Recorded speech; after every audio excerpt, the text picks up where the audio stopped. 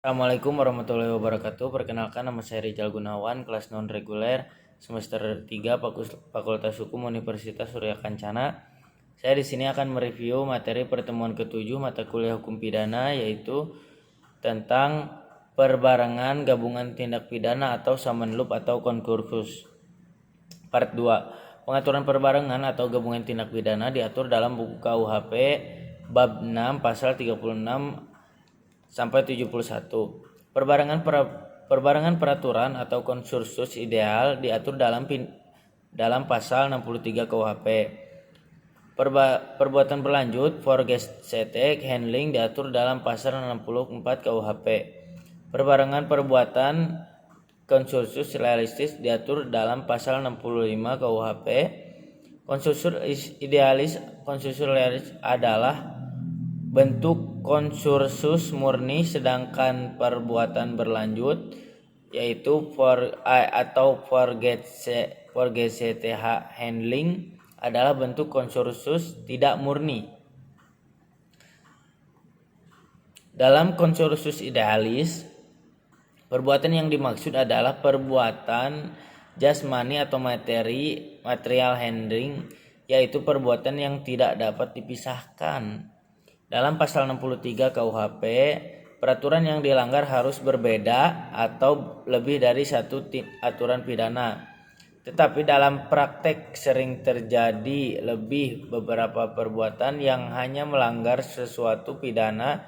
Terhadap hal ini, pakai pendapat doktrin yaitu konsensus idealis homogeneus. Perbuatan berlanjut atau forgesetek handling menurut pasal 64 ayat 1 berlaku sistem aborsi, yaitu hanya dikenakan satu aturan pidana saja, dan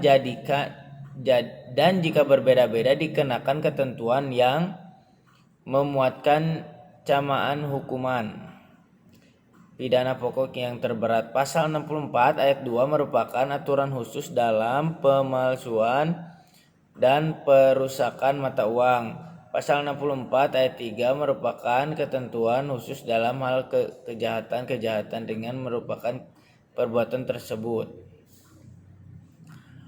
Konsensus realis berupa kejahatan diancam pidana pokok sejenis, yaitu terhadap kejahatan. Pasal 65 yaitu hanya dikenakan satu pidana dengan ketentuan bahwa jumlah pidana maksimum tidak boleh lebih dari maksimum pidana terberat ditambah sepertiganya.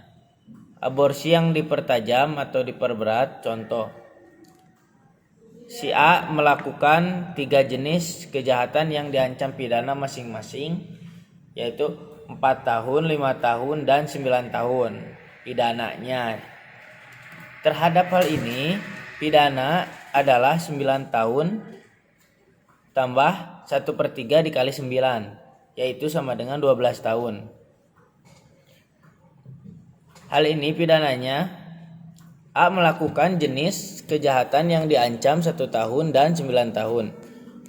Dalam hal ini, pidana dikenakan adalah 10 tahun bukan 9 tahun ditambah 1/3 kali 9, yaitu 12 tahun, karena melebihi jumlah maksimum pidana untuk masing-masing kejahatan. Contoh yang tadi, 4 tambah 5 tambah 9 tahun menjadi 18 tahun, itu sebenarnya tidak, karena dalam hal ini pidana yang dikenakan adalah 10 tahun bukan 9 tahun ditambah 1/3 kali 9.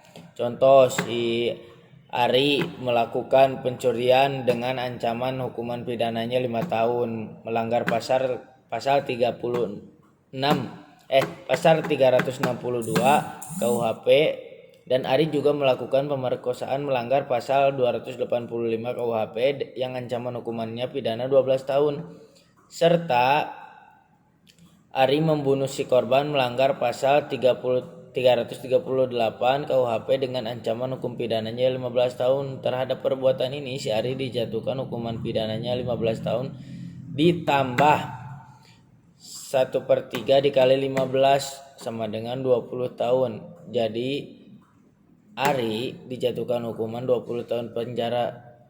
Jadi hukuman terberat dari 3 perkara itu dikalikan 1/3 dikalikan hukuman terberatnya. Yaitu sama dengan inilah tadi 20 tahun. Sekian review dari saya. Wassalamualaikum warahmatullahi wabarakatuh.